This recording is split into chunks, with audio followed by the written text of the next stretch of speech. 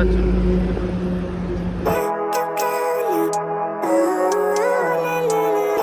আজকের video thumbnail and title দেখে তোমরা বুঝে গেছো আজকের ভিডিওর পারপাস কি। তো চলো এক্ষুনি বেরিয়ে পড়ে যাক, নয়তো আমি আর পরে ভিডিও করতে পারবো না এই অন্ধকারে।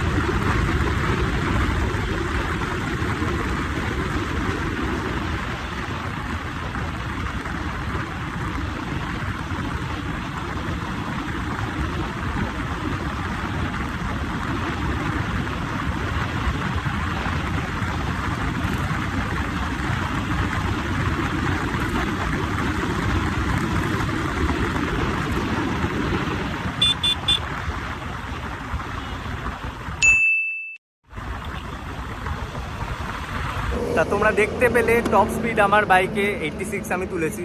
আমি ভিডিও করা ছাড়া 96 তুলেছি। আমি এর বেশি তুলতে পারছি না, কারণ আমার ভয় করছে। বাইকে অনেক সার্ভিসিং ডিউ রয়েছে এখনও।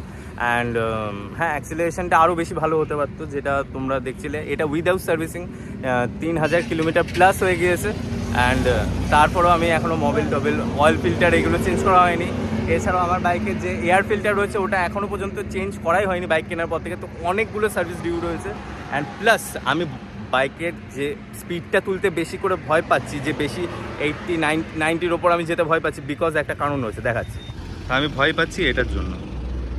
ঠিক এইটা, এখানটা একটা ফেটে গেছে, এই টায়ারের ঠিক এখানটা। আমি যদি বেশি স্পিড তুলি এটা ফেটে যেতে পারে, আর আমি কন্ট্রোল হারিয়ে পুরো একদম ভোগে চলে যেতে পারি। তা এটা অনেকটাই লাইক ওয়াও, এতটা শেট,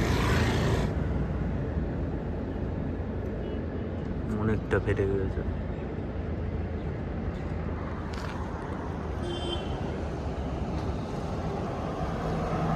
এতখানি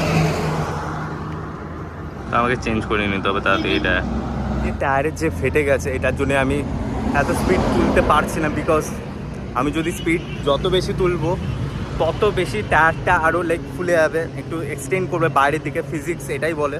অ্যান্ড আর বাস করতে পারে টায়ার। আর আমি কন্ট্রোল লুজ বাড়িয়ে একদম। আর 100-তে মানে কন্ট্রোল ফিরে আনার কোনো গল্পই হবে না বস, কারণ এটা সামনের টায়ার। পেছনের টায়ার হলে তাও কথা ছিল বাইকে, কিন্তু সামনের টায়ার একবার যদি বাস করে, কোনো কিছু করে, তো গেল ভাই সে। আর হাই স্পিডে যদি করে তো শেষ। যাই হোক, ভিডিওটা যদি তোমাদের ভালো লেগে থাকে অবশ্যই লাইক শেয়ার সাবস্ক্রাইব করে দিও। দেখা হচ্ছে পরের ভিডিওতে। Living life, every day, late at night, not okay. All I want, and I pray, all I need are some better days.